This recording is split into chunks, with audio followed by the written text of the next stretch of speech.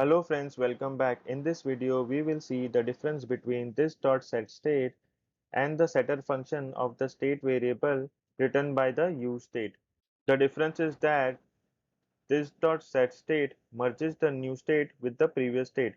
So for example, if we have other property next to count and we only pass the count, basically what it does, it merges the previous state and only the count value will be overwritten and the other values will be same as they were in the previous state. While setCount will not merge the object, it will just overwrite everything. So it is very important difference and it can lead to big problems if we don't remember this. Let's take a look at this difference. So let's go to counter class component and I will add one more property to the state variable. Let's say we want a light switch. You can turn on and off this light switch. So I will add a state property is on. And let's say at first the switch is turned off, so let's assign false to is on property. Now let's update the new value. But before that, I will change the name of the function to handle click. And I'll copy this and I'll paste it here as well. Because now we are using the same function to increment the count as well as turning the light on and off. Now we will update the new value. If the handle click function is called, we want to switch on the light. So basically, we will change the is on value to be true. So we need to write is on, that will be not this dot state dot is on. So basically, we are reversing the value of current is on property. So if it was false, then let's set it to true and vice versa. And down here, I will take one more h1 tag, and here we are going to print the is on value. So here we need to take curly braces and here we need to say this dot state dot is on. If this value is true, then we need to print on. Otherwise, we need to print off. Let's close the curly braces and let's save this file. And we can simply destruct the values from the state variable. So here we can say const count and is on equals to this dot state. So instead of this dot state, we can write is on. And here I'll remove the previous state, and here also I'll remove previous state, and we can write only count plus 1. Let's save this file. Now let's check it in the browser. So let's go to the browser, and if I click here, let's refresh this file. So now as you can see, it is first the value is off and we have 0 count.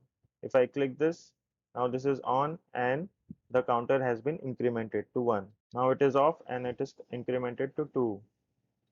So it is working fine. Now let's go back to Visual Studio Code and we need to implement the same functionality in counter hook component. Before we implement the same functionality as we did in counter class component, I'll show you something. Let's go to counter class component, and here also we can destructure this value. So here we need to write const, and in curly braces we will write is on, and second value is count, which is equal to this dot state.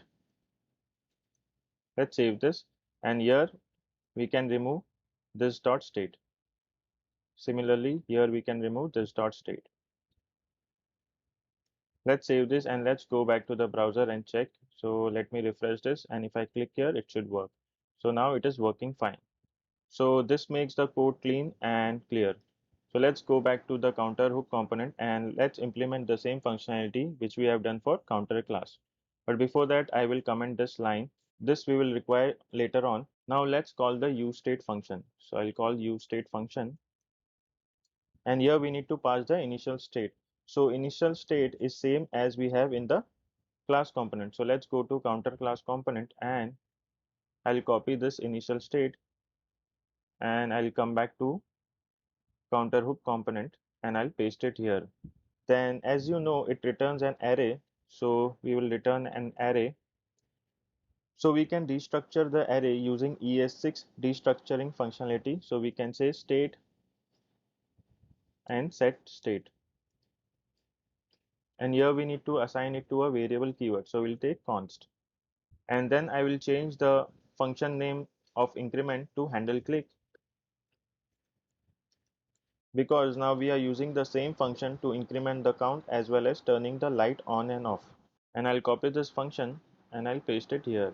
And inside the handle click function, let's destructure is on and count the same way we did it in our class component. So here I'll write const, and in the curly braces I'll write is on, and the second value is count equals to state, because we are going to destructure is on and count from the state variable.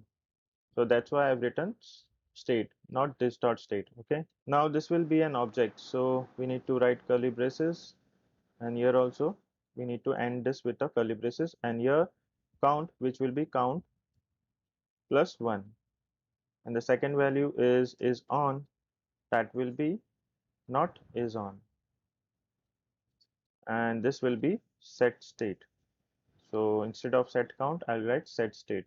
And here we need to take the h1 tag the same way we did it for class component. And here I will write, let's copy this line from here. So I'll just copy this and here I'll paste it. Let's save this file. So we are getting some error, is on is not defined. Okay, here I need to write is on. Let's save this file. So here also we need to destructure the value. So const is on and count, which is going to equal to state. Let's save this, and now let's go to the browser and check. First it will be off and the counter will be 0. Once I click, you can see it is switching on and off and the counter is incrementing. So it is working fine. Let's go back to Visual Studio Code. So as you can see, we can pass an object to the useState function as well. But I wanted to show you that how setState and this.setState differs. So let's go to counter class component and let's remove the count update functionality from here, and let's save this file, and let's go to the browser and let's refresh the page. So if I click this button, now as you can see it still remains 0 because we don't update the count, so it won't increment. Now what happens if I remove the count increment from our hook components? So let's go to Visual Studio Code and let's go to counter component, counter hook component, and let's remove this update functionality of count, and let's save this and let's go to the browser. Let me refresh once. Now let's see what happens. Now if I click this button, the value disappears. So why it disappeared? It disappeared because it won't merge the previous state with this object. It overwrites everything. So basically the new count state variable will be undefined, and this is why you can't see anything here. But in our ES6 class component, it basically merges the previous state where the count is 0 and override this property, and it will still keep the count property as 0. But how it works in our counter hook component, if we call set state, it will override the whole object. And it is very important to remember, because as you can see we are going to lose information because the setter function returned by the useState won't merge, but it will update the whole object. So this is very important thing to remember. So this is the thing which I wanted to show you, and this is it for this video, and I'll see you in the next video.